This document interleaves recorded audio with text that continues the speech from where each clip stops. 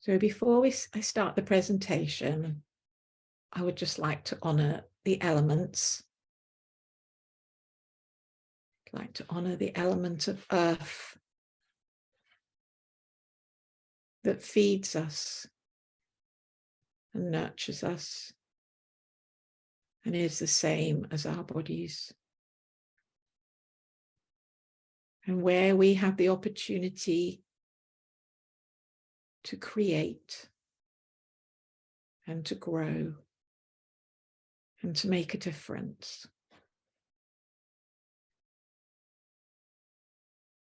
And then honor the element of water that covers half of the surface of our planet. So beautiful, sparkling in the sunlight.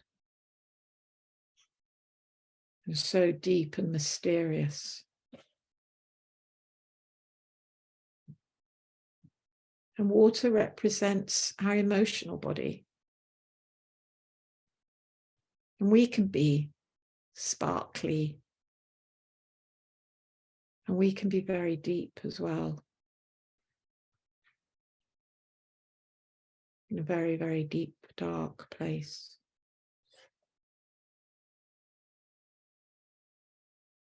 And then honor the element of air, represents our mind. Fast, quick. Thousands of thoughts a day. As the air rushes about around us.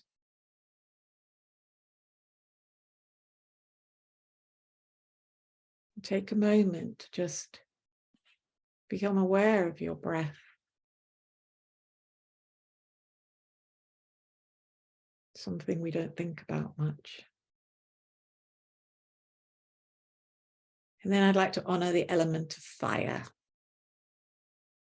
The sun, the light, creativity, our inspiration, and intuition.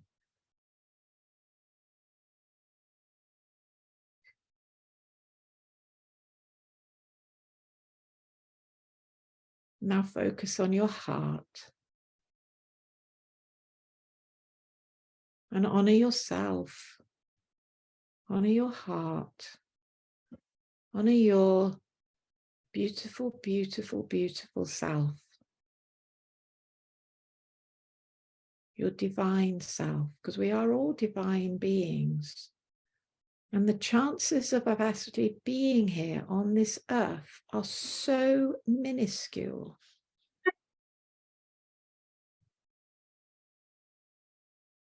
It means that we're all really special, that we are here now, in this time of incredibly fast changes.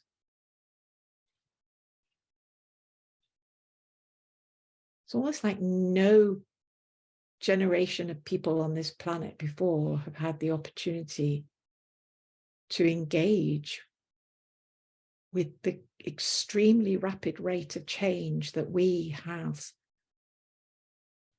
the honor of being part of. The honor of choosing what we create.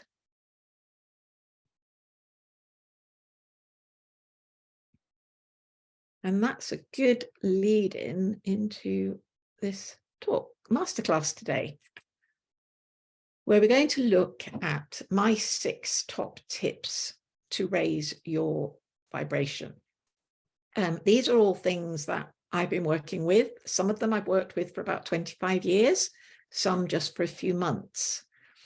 But they're all things that, yeah, you'll probably find them elsewhere, but they've all come to me individually, and I couldn't live without them, let's put it that way. And usually I'm talking about releasing your creative genius, but in order to release your creative genius, it's really important. You have to really integrate these top tips anyway. So this is all part of my Releasing Your Creative Genius program. Oh, that's weird. So do you remember last time I had problems sliding my slides? Well, I had a practice earlier and it worked, and now it doesn't.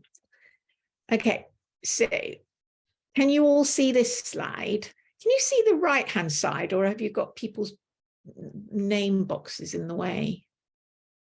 Somebody just tell me. The last word I can see is freedom. Oh, okay, that's great. Wonderful. Thank you. And I see it as wonky, but it's over to the left-hand side on my screen, but that could be my phone. Okay, all right. Thank you. Thank you for letting me know.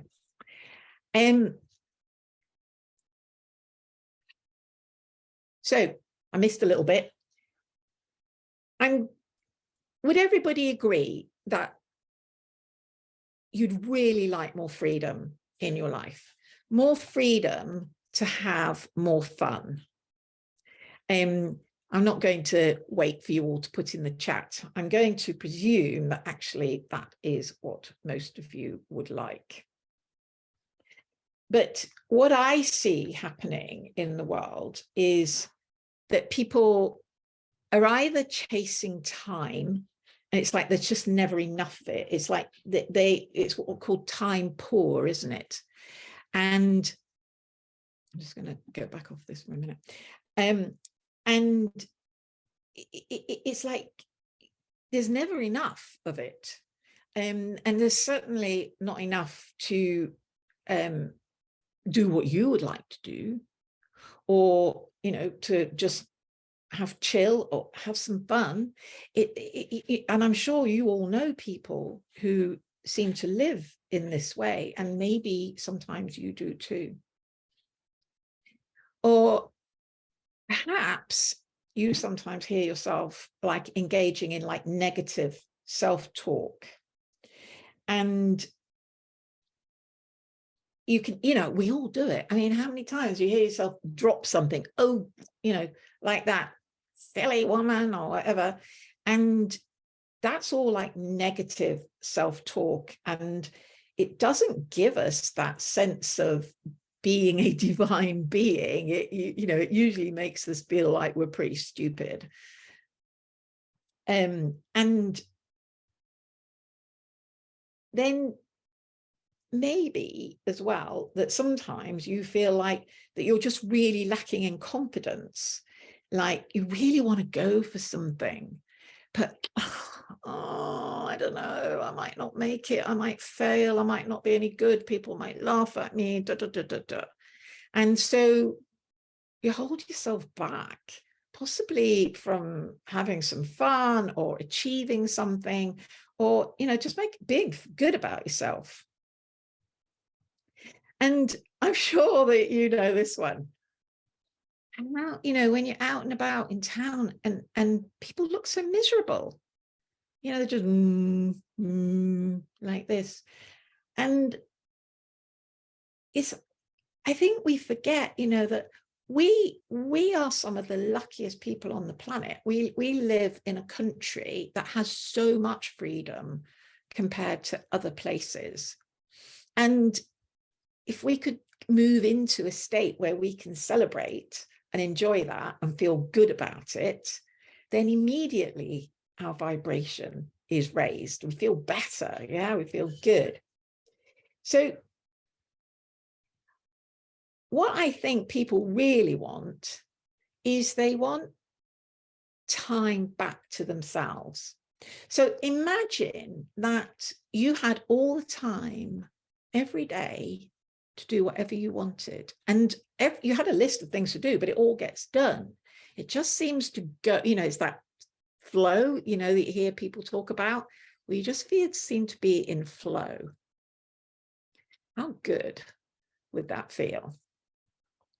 And that, you know, imagine that you just feel so much more confident in yourself. You feel like you can say yes to just about anything.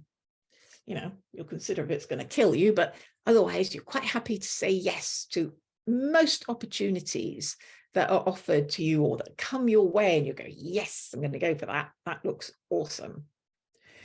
Or, you know, see yourself always being positive, and smiley and happy and just, it's a great life. I love this life. It's awesome. And you feel like that all the time, even when shit happens.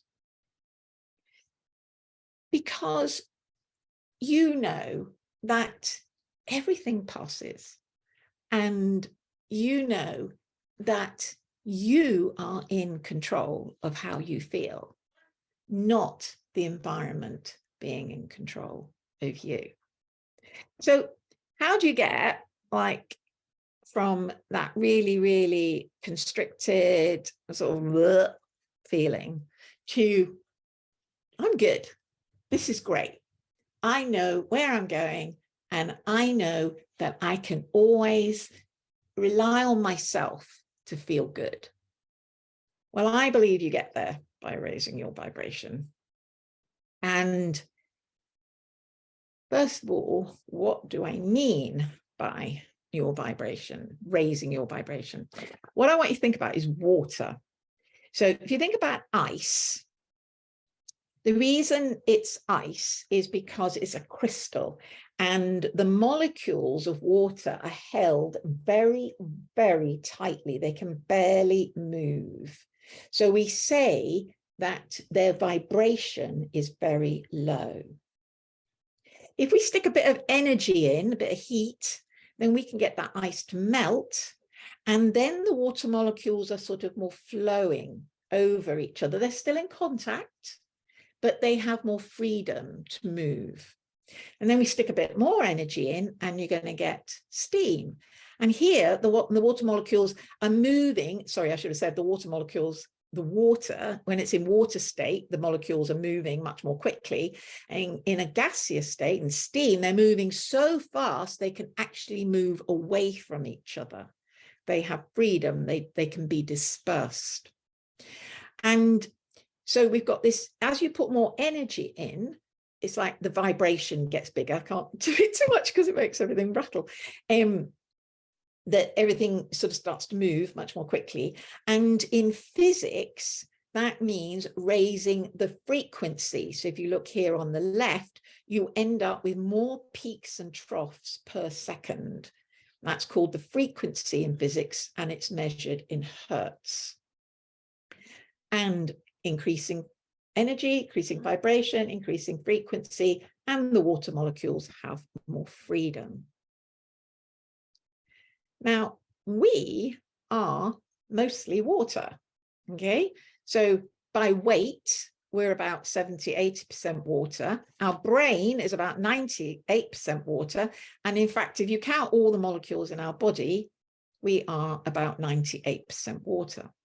Now, a lot of you may have come across this work by Masaru, whatever his name is. The things are covering, can't see his name now. And there's another woman who's taking up this work called Veda Austin. And they're looking at structured water.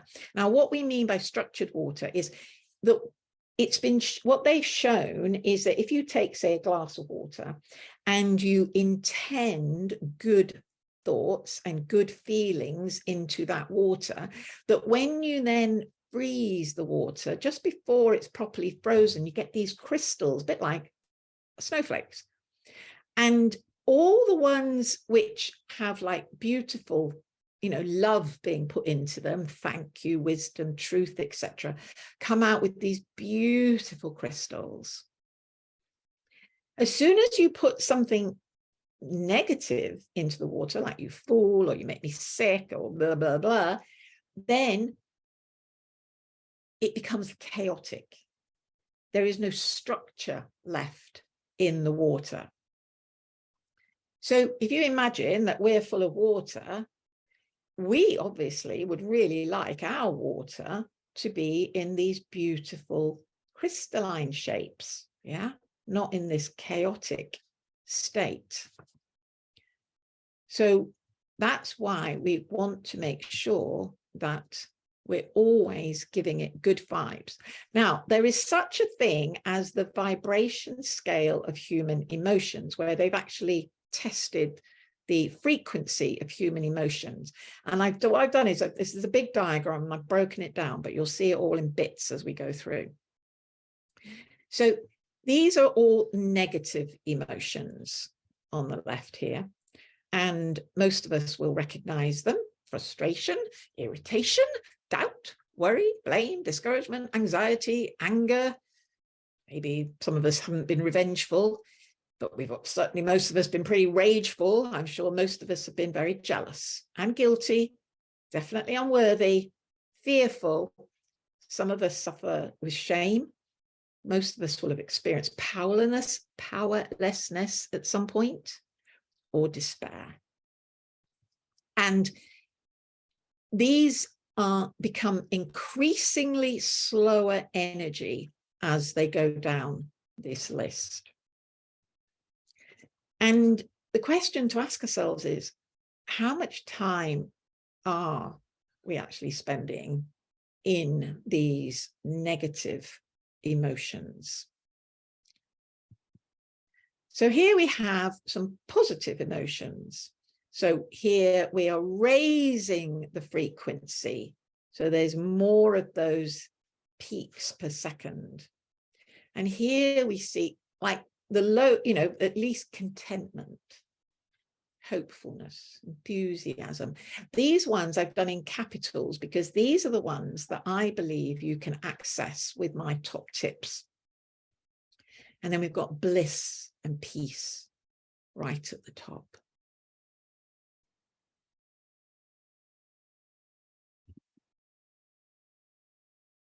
So we've got this very slow energy down here. Look at that, as low as 20 hertz compared to 700 hertz right at the top.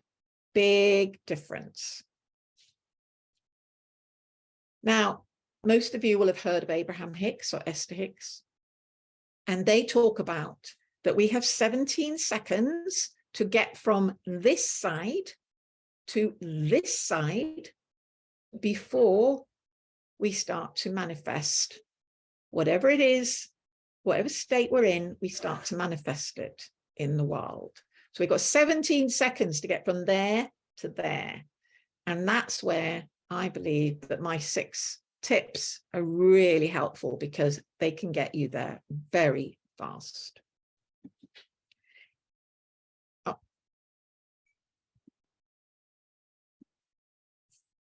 So weirdly, there's a gap here between contentment and pessimism. What do you think's in that gap? Boredom. You think about teenagers. I'm bored, I'm bored, I'm bored, I'm bored, I'm bored. And when we're in that state, we have a choice.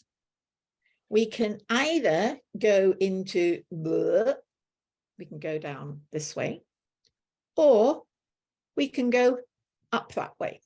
So, they say that boredom, the thing about boredom is that interesting people are never bored, because they've always got something to get on with, something that they want to get engaged with, and that will then start to raise their energy.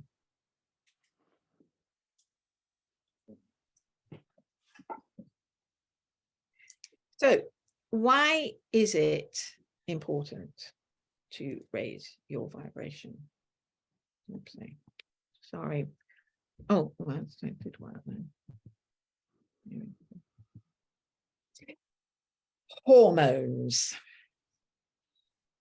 So we're operated by hormones. Hormones are tiny little protein molecules that are called catalysts. So they don't actually make a chemical reaction, but they enable it to happen more quickly. And they can, one little molecule of hormone can deal with a lot of chemical reactions. And they're released by glands in our bodies, particularly glands in our brain. And there's, we've got the pituitary, the pineal gland, and the hypothalamus.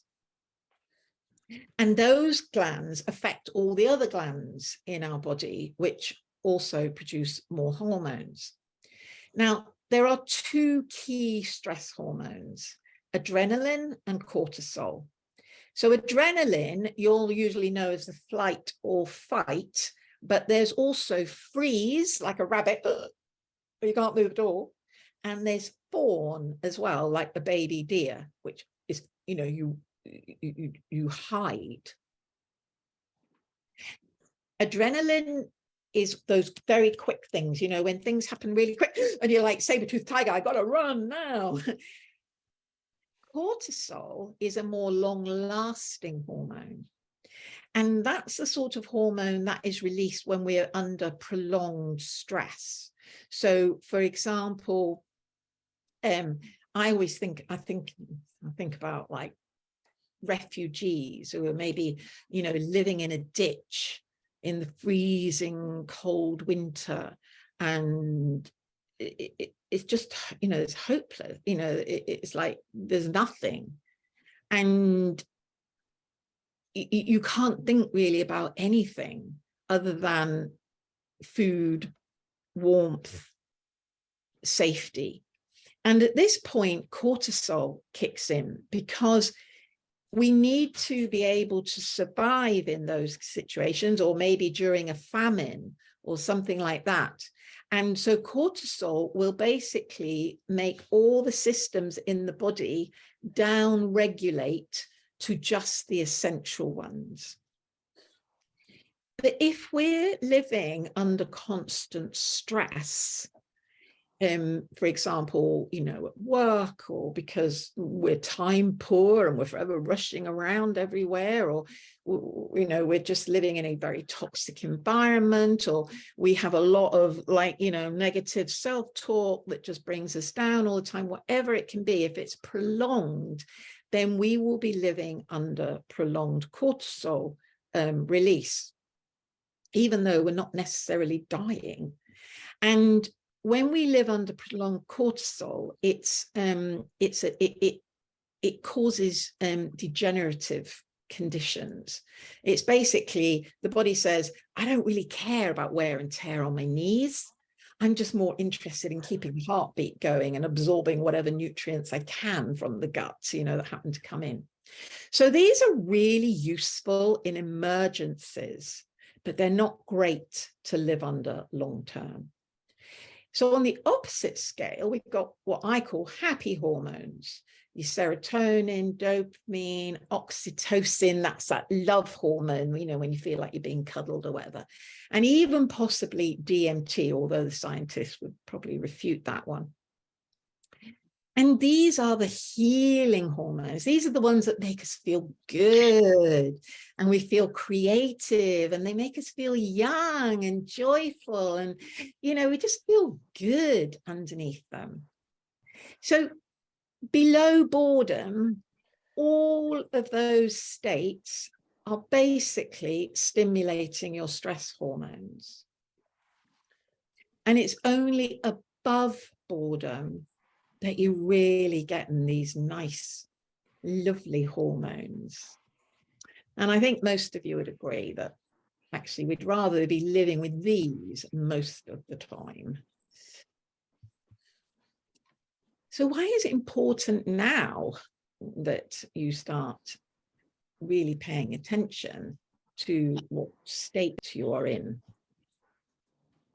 Well, you've all heard of the law of attraction. So we're looking now at this right-hand side of the diagram. Because we know that what you focus on is what grows. There's another Esther Hicks quote. And if we're focused down here on, you know, blaming somebody else or what went wrong, or worrying about something, or, you know, doubting ourselves. Somebody's got their mic on. If you could just mute yourself, thank you. Then that is what more we're going to attract, more of that into our lives. But if we're focused on these higher states, if we're sort of focused, but if we're in those higher states, and that's where we're focusing our attention on being in those higher states, then that is what is going to grow in our life. And this is the science of magnetism, you know, that like will attract like.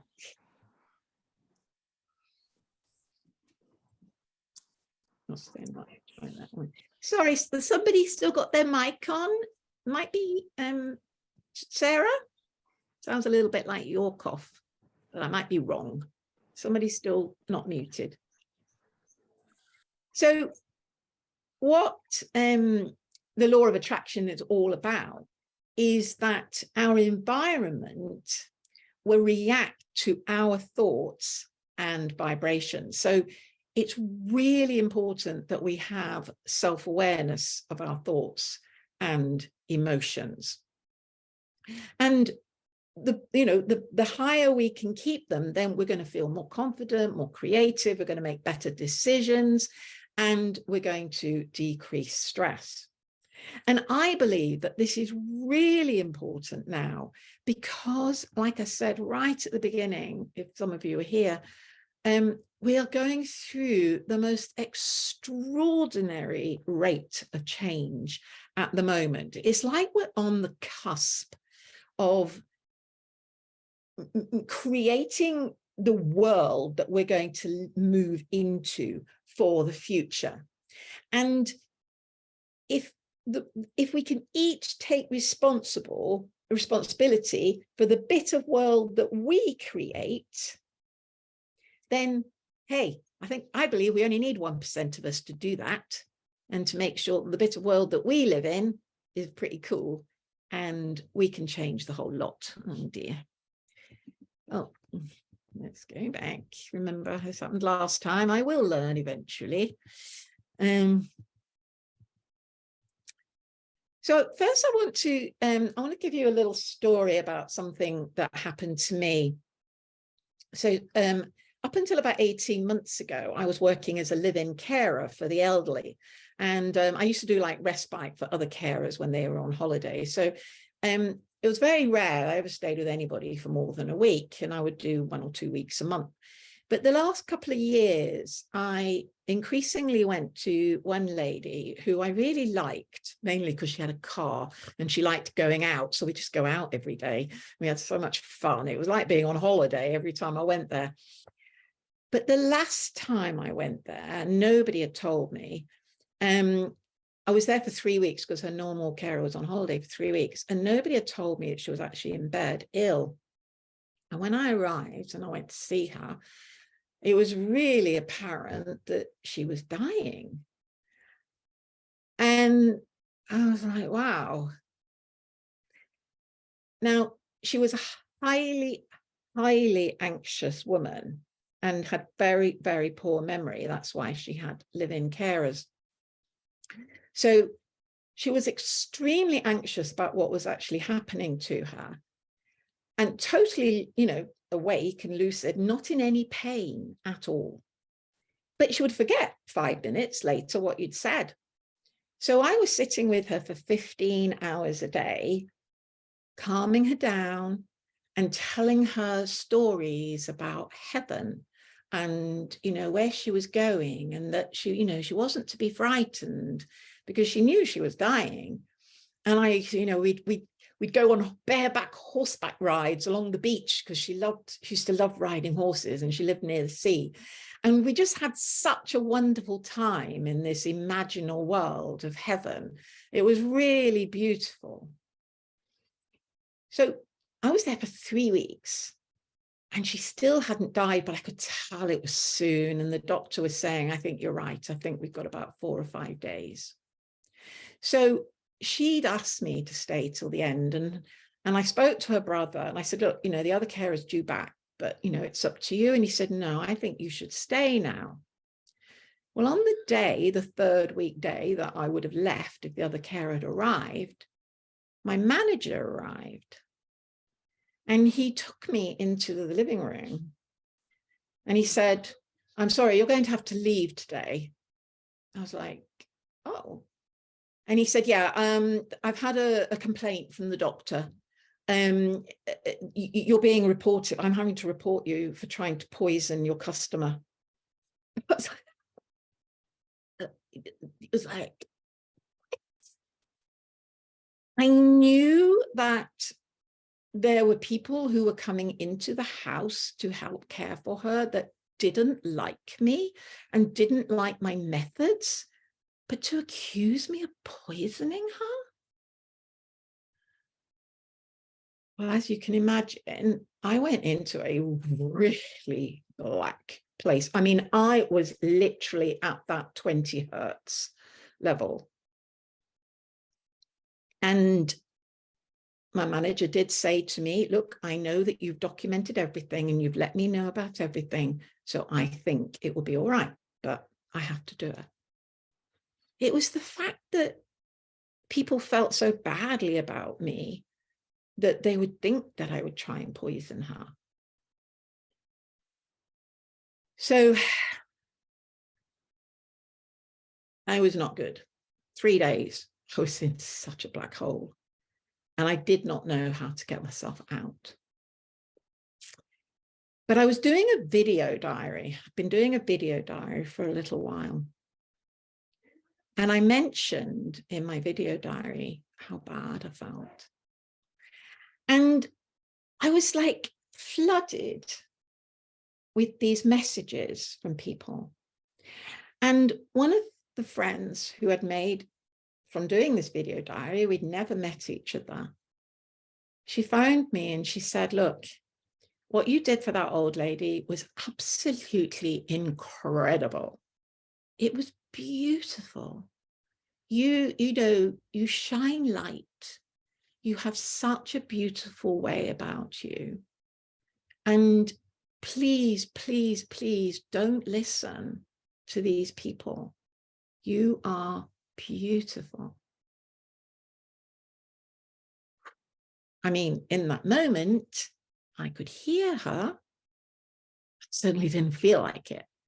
But when I got off the phone, I was like, okay, I've got a choice.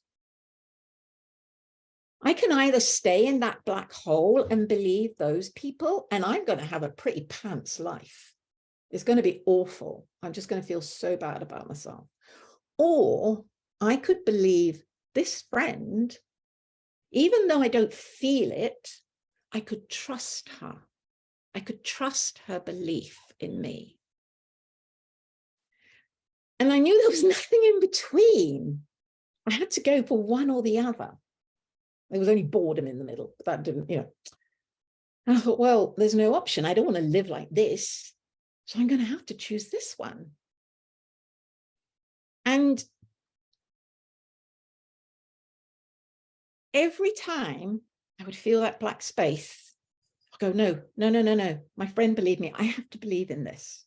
I have to believe that I am a good person. And bit by bit, it started to work. And then I learned about the 17-second rule. Now, I can't say that I never went into a black hole again. I did 6 months later, 2 days, black hole.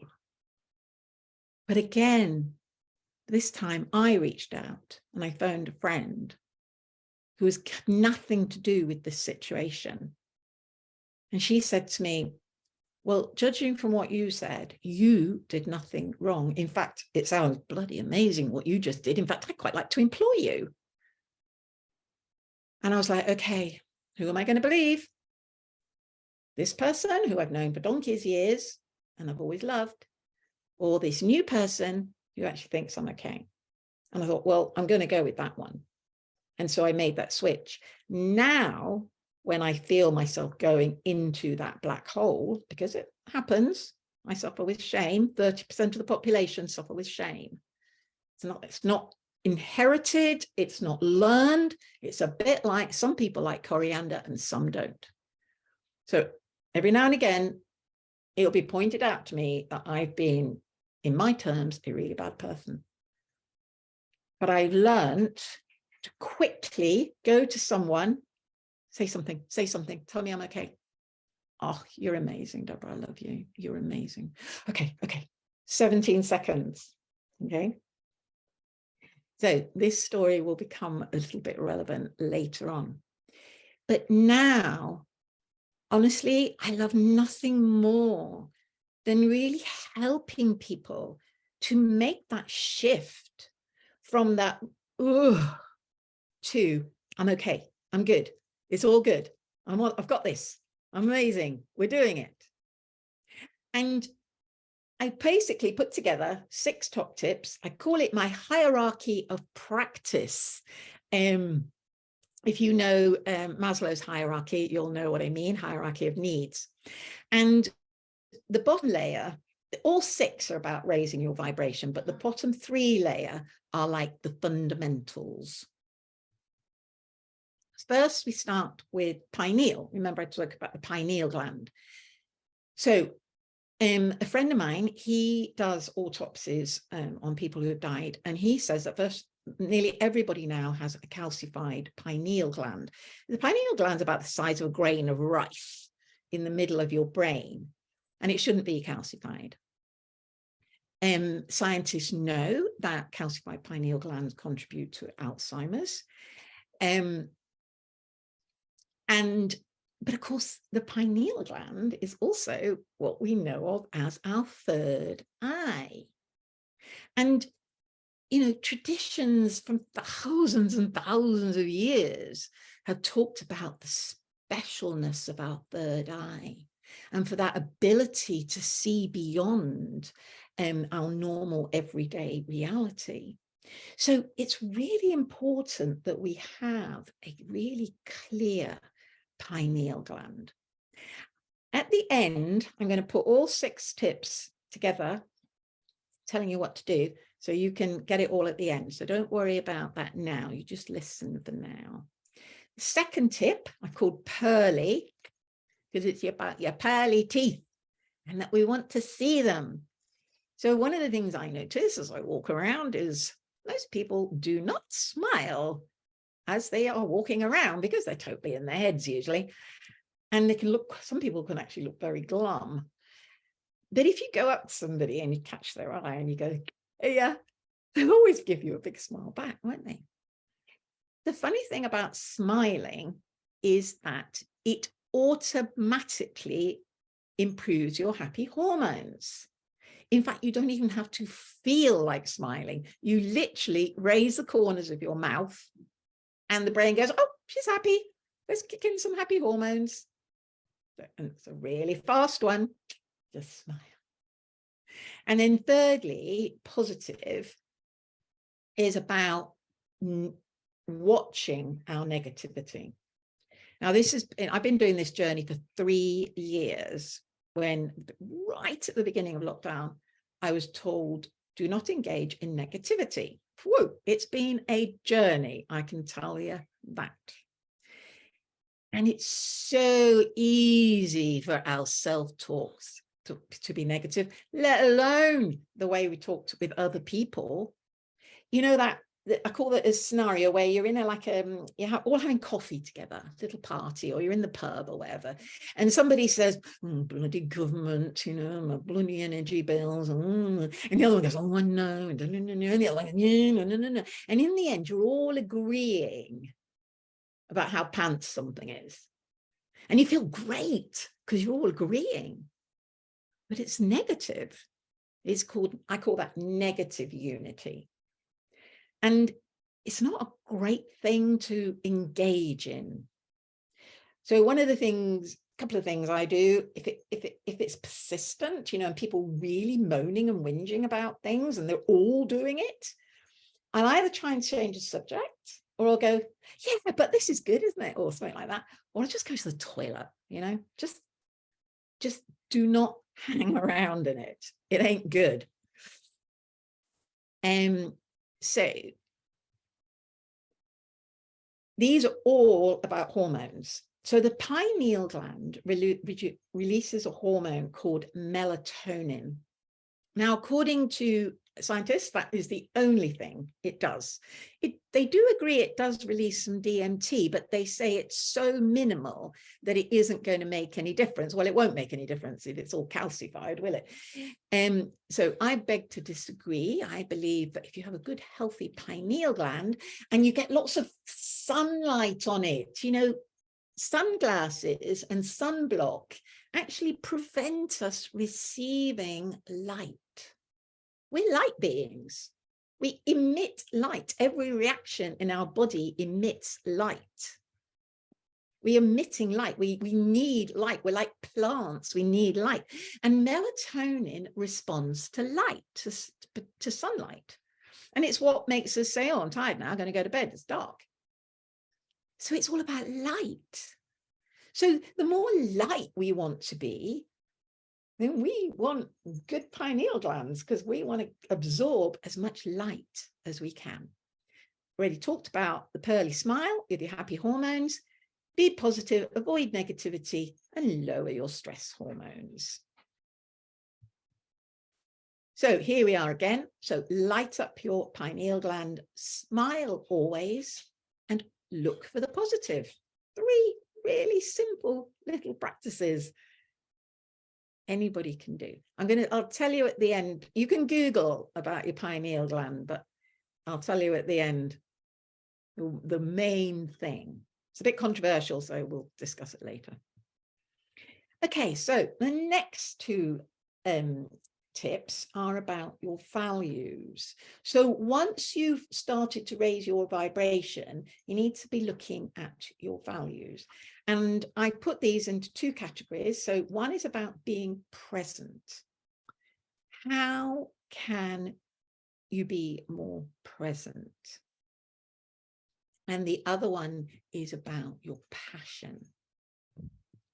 Now, the thing about values is that we all have completely different values. My values are not going to be the same as yours, but we might have some overlap, but they're not going to be the same. We've all got different values, but they all take us to the same place. You know, they all take us to a place of living an authentic life, of living a life that feels aligned with who we are. So it's really important to know your core values, at least your top 3, and ideally your top 6. So because you want to live by your values. Now, one of the key things that I really associate with my values is about being present, because it's, for me, my core value is freedom. And we can only really be free in the present moment. Now, my top tip for how to be in the present moment easily is to live without time. And I mean clock time. So do not wear a watch. Don't have clocks around you. And when you look at your phone, you know, it's got big numbers that give you the time. See a pattern in the numbers. Just look for a pattern. Oh, is that a pattern? Or maybe that multiplies by that. But I'm sure you all know about angelic numbers. And I'm sure you've all heard about things like 1111. And I'm sure you all see angelic numbers. And we each seem to have our own angelic numbers. My angelic numbers are different to other people's. It's interesting that. To start with, all I saw was the year of my birth before I really knew about angelic numbers. I just kept seeing the year of my birth. So what you want to train your brain to do is only to see a number pattern, not to see the time. And if you need to know the time, then you look at it more closely, you engage your mental brain, which is very good at that sort of thing. It's not good at creating new ideas, but it's very good at seeing what time it is. And you go, what time does that mean? Ah, okay, that means that time. oh, okay, yeah, I get where I am in the day, or, you know, like more precisely where you are in the day, because you always know whether you're in the morning or the afternoon or the evening, you know roughly where you are in the day. If you have an important appointment, even if sometimes I might have 6 in a day, I will put them all, the alarms on my phone, and give myself enough prep time before each one. And then when the alarm goes off, oh, I need to get ready for that now. What you'll find is that you're already like, oh, I need to get ready for that now. Oh, the alarm's not gone. And you look and the alarm's about to go in 2 or 3 minutes, because you naturally become more adjusted to knowing, to syncing your own internal clock with, something that we've all grown up with. It was the first thing we were taught, how to tell the time, and we were given such a big pat on the back about it. And ever since then, we've lived under its control.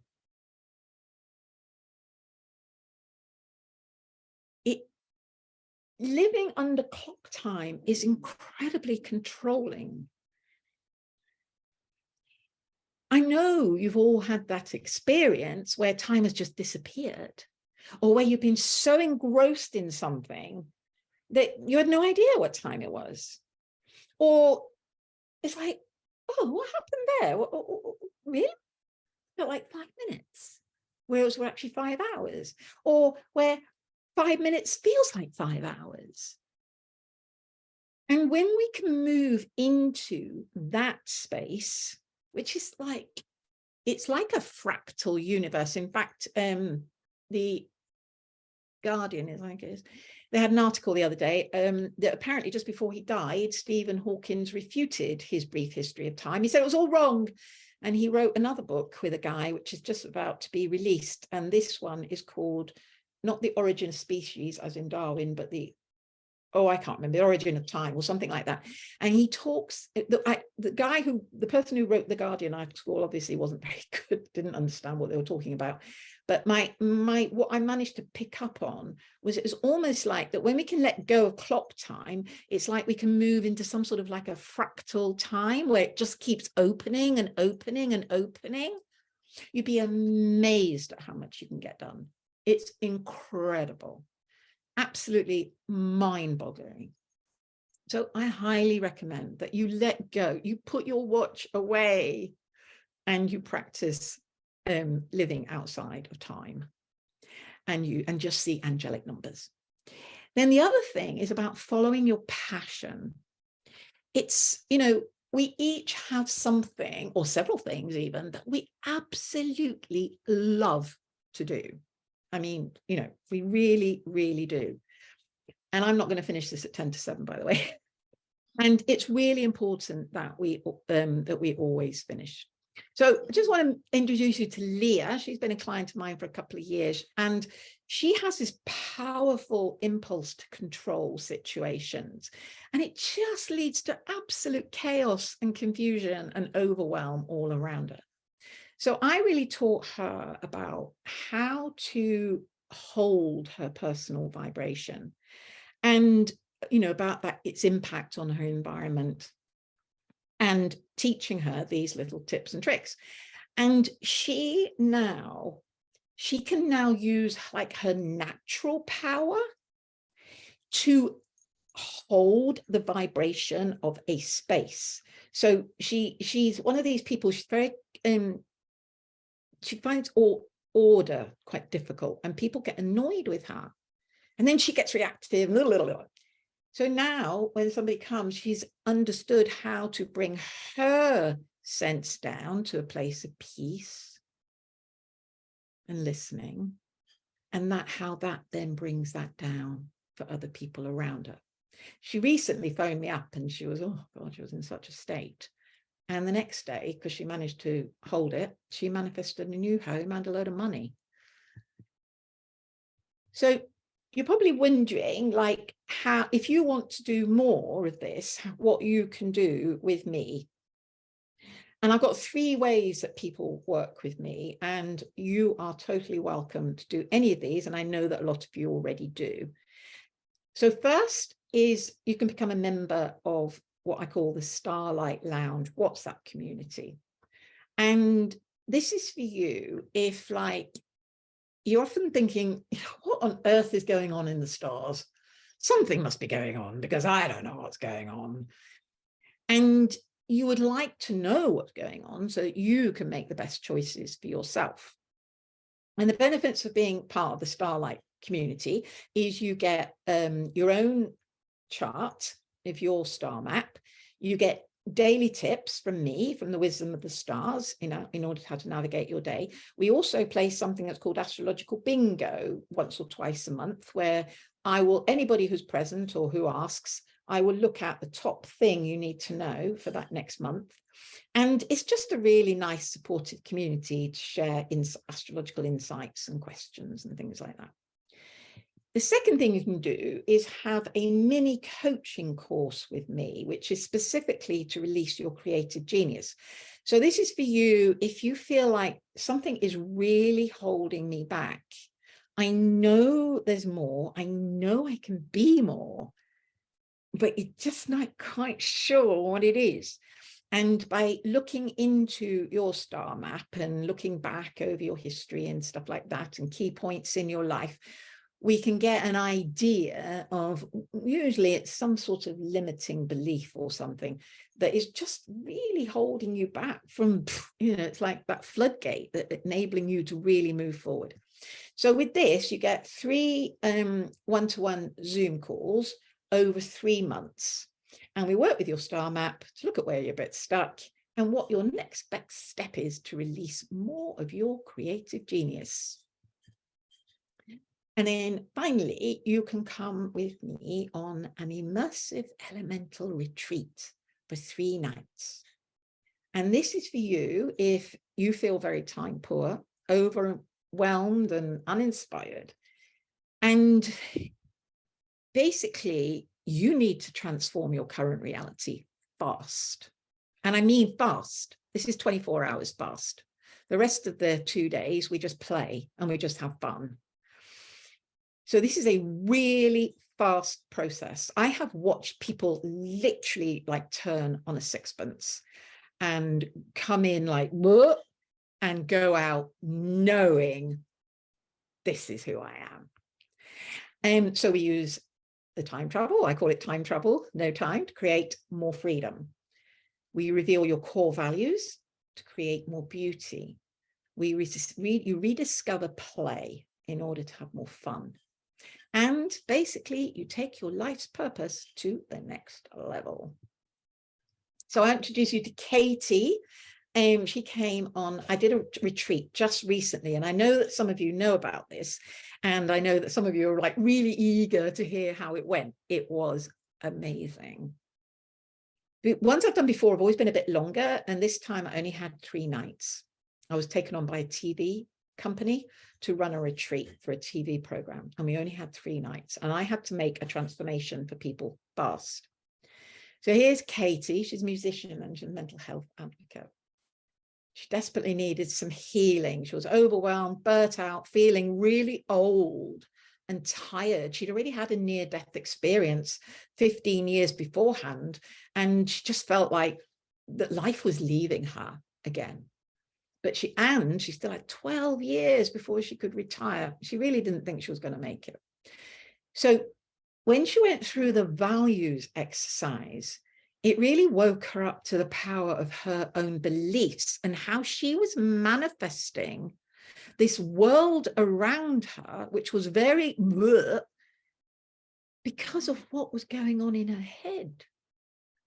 And finding her core values, she knew immediately how she now had to need to keep making decisions in order to come back into alignment with her highest vibration, with her divinity, and rediscover her creative genius.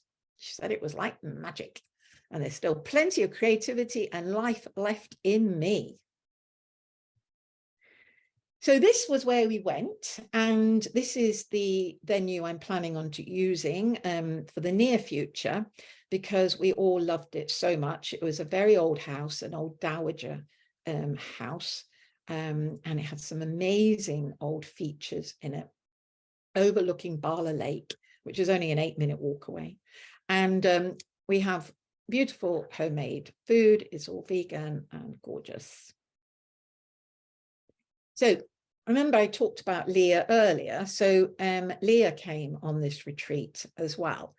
And as you see, she said she knew she was holding herself back, but she didn't know how to change it.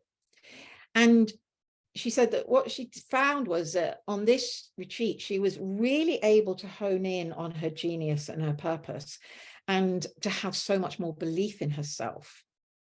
And she just found the space really safe and joyous.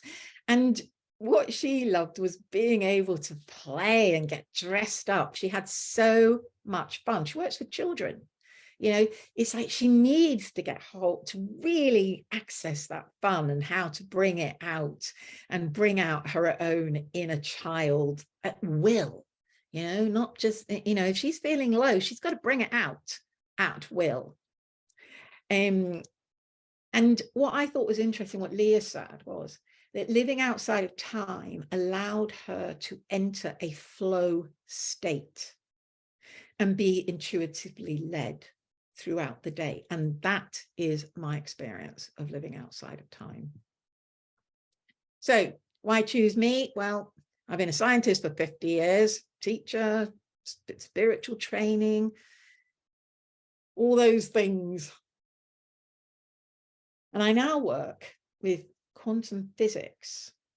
Everything I do is based in science, is based in what I call quantum physics. And you know, it's all being proved now. This is not woo-woo anymore.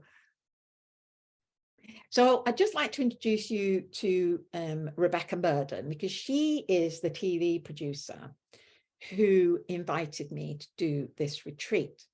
Now, she met me about 4 years ago, and she knew immediately that she wanted me. She said to me, I want you to be on TV. I want to put you on TV. And it finally happened last week. And what Rebecca did for me, if you think back to my story, Rebecca gave me that belief. She believed in me that I was good enough to go on TV, not only go on TV, but to work with their client and create a transformation.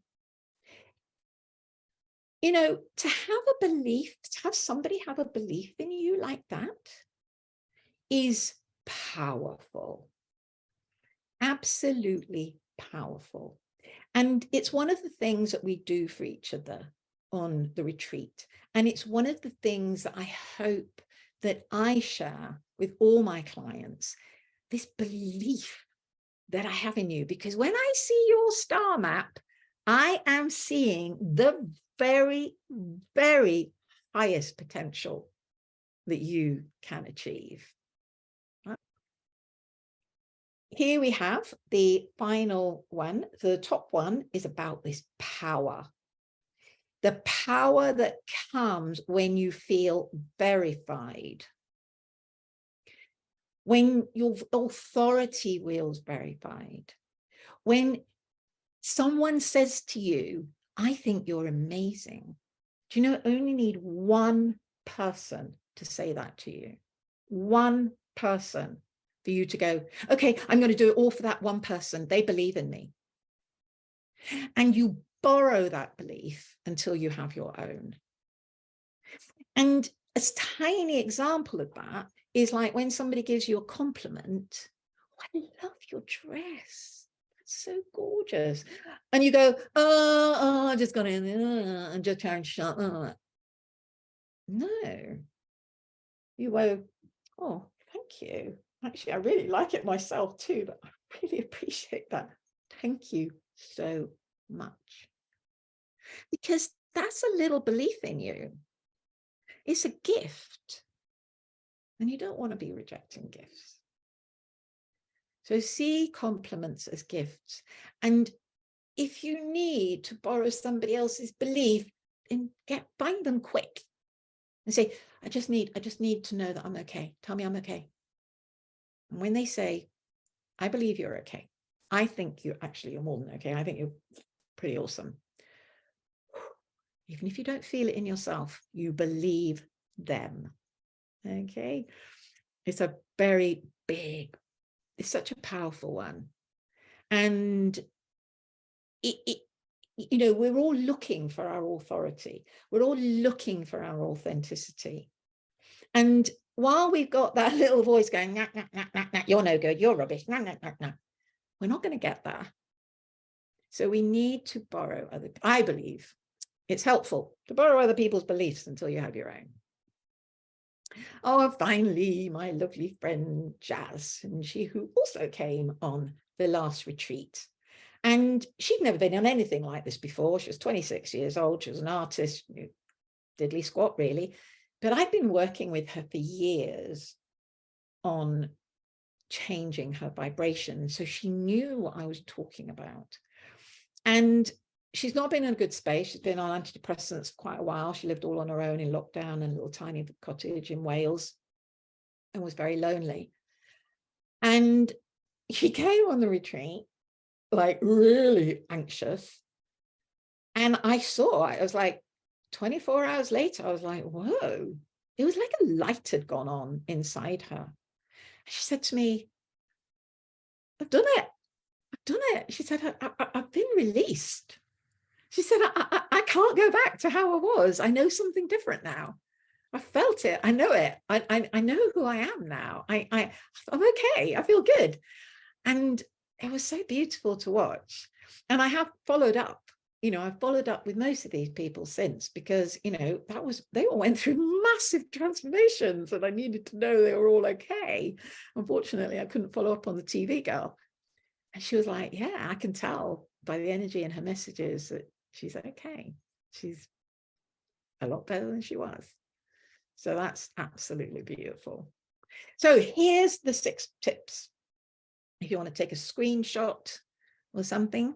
1, you want to decalcify your pineal gland. The easiest way to do that is to stop using fluoride toothpaste. And if you live in an area with fluoride water, to filter your water. Smile always. Avoid negativity, even at little tiny bits. Stop using time and see angelic numbers, because they make you feel good.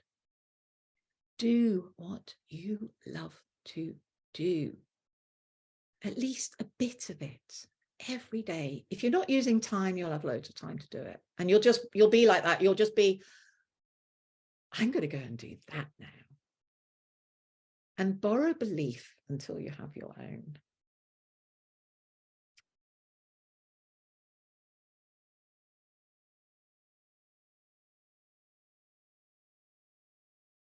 Hope you've all got a shot of that. So thank you so much for watching. And a lot of you are coaches or therapists or facilitators or whatever, trainers, teachers.